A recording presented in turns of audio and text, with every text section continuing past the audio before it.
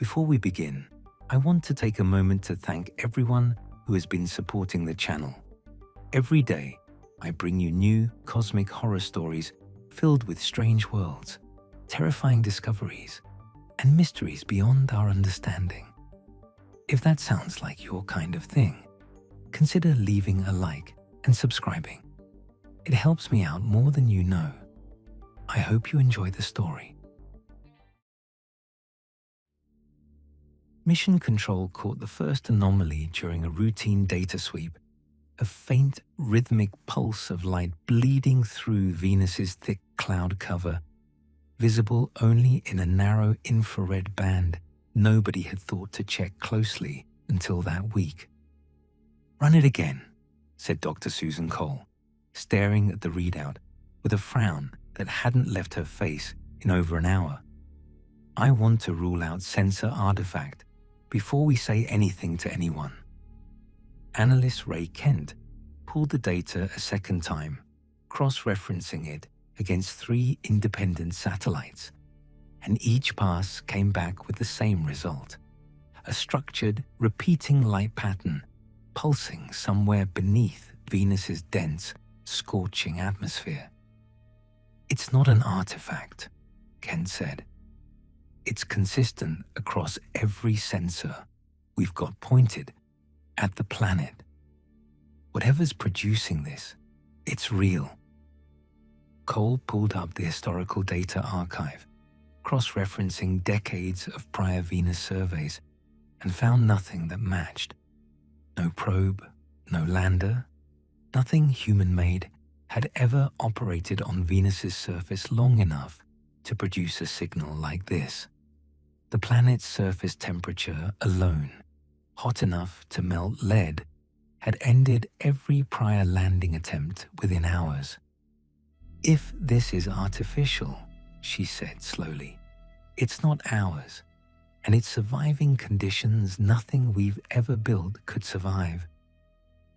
Kent spent the following 2 days running every alternative explanation he could think of, checking for reflections of unusual mineral deposits, atmospheric refraction, anything that might account for the pattern without requiring something built. Every avenue closed the same way, leaving the original, unsettling conclusion standing unchallenged. The discovery reached agency leadership within days, and the response came fast. A small crewed mission authorized to investigate directly, built around a heavily shielded lander designed to withstand Venus's crushing pressure and heat for a limited window before the crew would need to retreat back to their orbiting support vessel. Commander Frank Lyle led the mission, joined by engineer Dana Reeves, scientist Owen Price, and pilot Grace Holt. They spent the long transit reviewing every scrap of orbital data, running simulations, preparing themselves for a descent no crewed mission had ever previously attempted. "If there's something down there producing structured light," Price said during one of their final briefings, "then either something built to withstand Venus's environment naturally, or something's shielding itself the same way we are, artificially, deliberately." "Then we're not the first visitors," Lyle said. "We're just the first to notice we weren't alone." They reached Venus orbit after months of travel, the planet's thick, yellow-white clouds swirling below them in an unbroken, hostile blanket that gave no hint of what lay beneath. Holt guided the lander through a careful, shielded descent, the vessel's hull groaning under the mounting pressure as they punched through layer after layer of dense atmosphere. "Surface contact in 3 minutes," Holt reported, her voice tight with concentration as she fought the controls against turbulence that shook the entire craft violently. Lyle gripped the edge of his console, watching the external temperature gauge climb steadily as they descended, every number a fresh reminder of how thoroughly this planet had earned its reputation as the most hostile surface in the solar system. They broke through the final cloud layer, and the surface below resolved into a scorched, orange-tinted landscape unlike anything any of them had studied in preparation. Jagged volcanic terrain stretching toward a horizon obscured by heat shimmer and drifting ash. "There," Price said, pointing toward a section of the landscape where the terrain gave way to something considerably more regular than the surrounding volcanic rock. "Structures. I can see structures." The lander touched down roughly a kilometer from the nearest visible formation, and once the crew confirmed their heavily shielded suits could withstand brief surface exposure, Lyle led the team out into heat that pressed against their suits like a physical weight, despite every layer of protection built into their equipment. "This is incredible," Price said, his voice carrying genuine awe despite the oppressive conditions. "Nothing should have survived here. Not stone, not metal, nothing. For as long as whatever built this has clearly existed." They approached the nearest structure carefully, a tall, weathered spire rising from the scorched ground, its surface pitted and worn by what must have been an immense span of time, though its basic architectural form remained unmistakably deliberate despite the erosion. "This wasn't built recently," Reeves said, running her scanner across the structure's base. "The material compositions degraded significantly. We're talking about something that stood here for a very, very long time." They mapped the surrounding ruins over the following hours, the structures spreading further than their initial scans had suggested, an entire sprawling complex scattered across the volcanic terrain, weathered and broken in places, but unmistakably the remains of something that had once been vast and organized. "This isn't a small settlement," Lyle said, reviewing the growing map. "This is a city, or was one, a very long time ago." Reeves documented every structure they passed with careful precision, cataloging architectural patterns that repeated across the ruin in ways that suggested a coherent, shared design philosophy rather than centuries of disconnected building. Whoever lived here, they built with real intention. This wasn't a haphazard settlement. There's a plan to all of it. It was Reeves who located the source of the original light signal, tracing the pulsing pattern back toward a wide, half-buried structure near the ruin's apparent center, its surface glowing faintly with the same rhythmic light that had first drawn their attention from orbit. "That's not residual," she said, studying the readout with growing unease. "This is active. Something down here is still generating power, still running, after however long this place has actually been sitting abandoned." They approached the glowing structure cautiously, finding an opening near its base that led into a dim, descending passage, the heat inside noticeably less intense than the surface conditions outside, as though something had deliberately maintained a more survivable environment within. "That's not natural insulation," Price said, checking his own readings as they moved deeper. "Something's actively regulating the temperature down here." They descended for nearly an hour, the passage widening gradually into a series of interconnected chambers, walls carved with symbols that defied any translation framework their equipment carried, patterns that pulsed faintly with the same light they'd tracked from the surface. "This civilization was advanced," Reeves said, documenting the carvings as they passed. "Look at the precision here. Whoever built this had engineering capabilities that rival, maybe exceed, our own." Holt lingered near one particularly dense cluster of carvings, running her light slowly across the pattern, struck by how deliberately the symbols seemed arranged despite defying every attempt at translation. "It's almost musical," she said. "The repetition, I mean. Like a rhythm more than a written language." They reached a wide central chamber, roughly 2 hours into their descent, its walls curving upward into darkness their lights couldn't fully penetrate, the pulsing light pattern converging here into something considerably more intense than anywhere else they'd surveyed. "This is the source," Reeves said, her instrument spiking as they entered. "Whatever's still active down here, it's centered right in this chamber." At the chamber's heart, a structure rose from the floor, dark and organic in shape, despite the geometric precision of everything surrounding it, pulsing steadily with the light that had first brought them here, growing brighter and more insistent the closer they approached. "That's not machinery," Price said, his voice dropping to barely above a whisper. "That's alive." Lyle stepped closer, studying the structure's slow, rhythmic pulse, unable to shake the feeling that they had stumbled not upon a relic, but upon something patiently, quietly present the entire time they'd been walking through its home.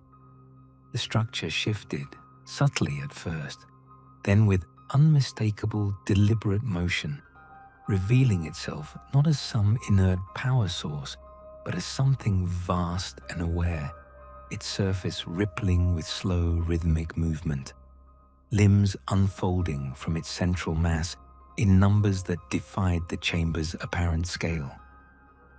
"This whole ruin," Lyle said, backing away instinctively.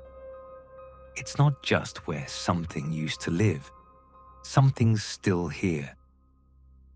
The realization hit the team with paralyzing force, each of them reassessing every carved wall, every structural detail they documented on their way down, understanding now that the ruins above hadn't simply been abandoned. Whatever built this ancient civilization hadn't disappeared entirely. Something had remained, waiting, shielded from Venus's hostile surface by structures its own builders had left behind. "We need to leave," Reeves said, her voice tightening with a fear that overrode her scientific curiosity for the first time since they'd entered the ruins. "Now, before whatever's happening finishes happening."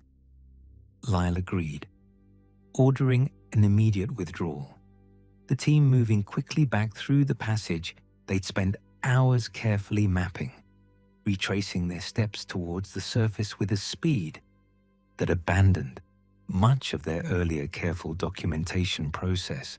They didn't make it far before the ambient light shifted into something deeper, more resonant, vibrating through the passage walls with an intensity that hadn't been present even minutes earlier. The pulsing light flickered, brightened, then flickered again, and in the central chamber they'd just fled, Lyle caught a final glimpse of movement, subtle at first, a slow shifting of limbs among structures throughout the chamber that hadn't been active during their initial survey. "It's waking further," Reeves said, her voice cracking with barely controlled panic. "Whatever we disturbed, it's not settling back down." They broke into a run, Lyle leading the way back toward the surface entrance, the passage walls pulsing with light in a rhythm that matched the growing intensity behind them, the sound of movement growing louder with every passing second. Reeves risked one glance back over her shoulder and immediately wished she hadn't, the sight of the passage itself seeming to contract behind them enough to push her legs harder than she thought she had left in her. Price stumbled when a section of floor rippled unexpectedly beneath his boots, nearly pitching him into a wall that had begun bulging inward with alarming speed. Holt grabbed his arm, hauling him upright, both of them continuing the desperate run as the passage behind them narrowed, the structure itself seeming to close in around their retreat. "Move!" Lyle shouted, and they sprinted the remaining distance, bursting out into the scorching surface air with the chamber's pulsing light visible now spreading across the entire visible ruin behind them, structures throughout the complex beginning to shift and stir in ways that made clear whatever they disturbed extended far beyond the single chamber they'd found.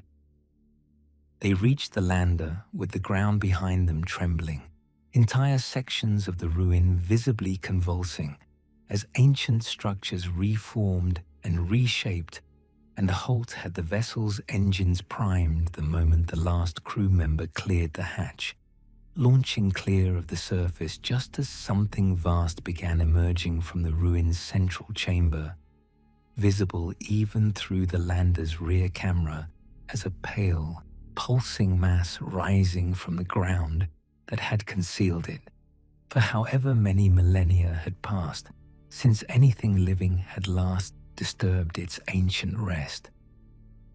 They climbed back through Venus's dense atmosphere, with the surface shrinking below them, the crew shaken into near-total silence, none of them fully processing what they'd witnessed until the lander finally docked with their orbiting support vessel and the immediate danger past.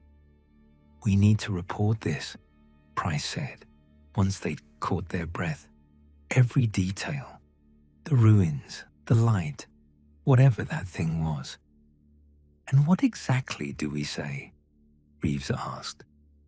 "That an entire ancient civilization's remains are sitting under Venus's clouds, and that something from that civilization is still alive down there, still active, and now fully aware that we found it."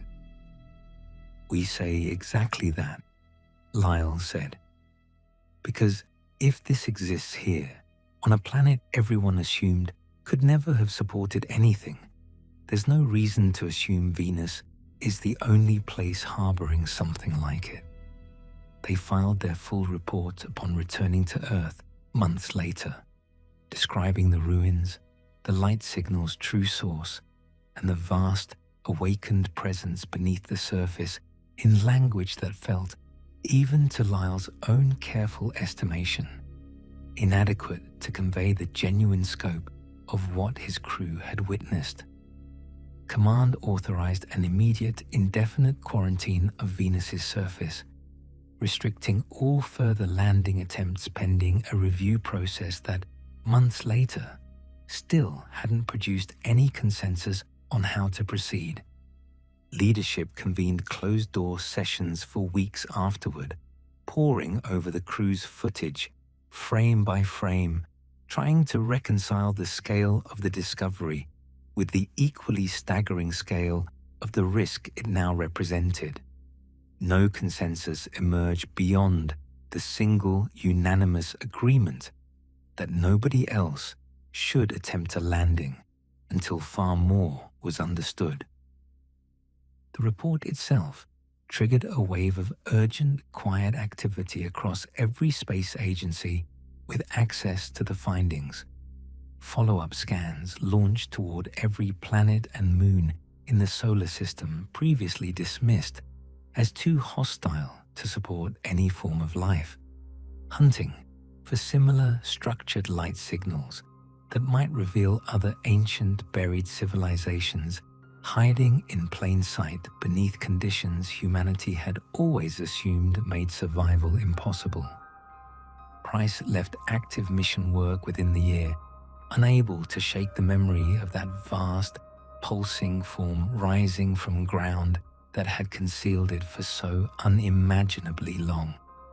He took a position analyzing archived planetary data instead, work that let him keep contributing to the field without ever again needing to set foot on an unexplored surface himself. Reeves continued her research, though she approached every subsequent unexplored world with a caution that hadn't existed before the Venus mission, always questioning whether apparent hostility might simply mean something patient enough to endure it. She spent months compiling a detailed account of the ruins' architecture, careful to frame her most unsettling conclusions in the most measured, defensible language she could manage.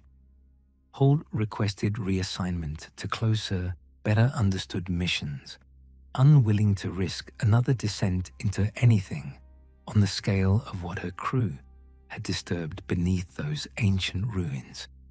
She kept the original descent footage archived privately, rewatching the moment the chamber's light first brightened around them, still trying to pinpoint exactly when everything had shifted from discovery into danger.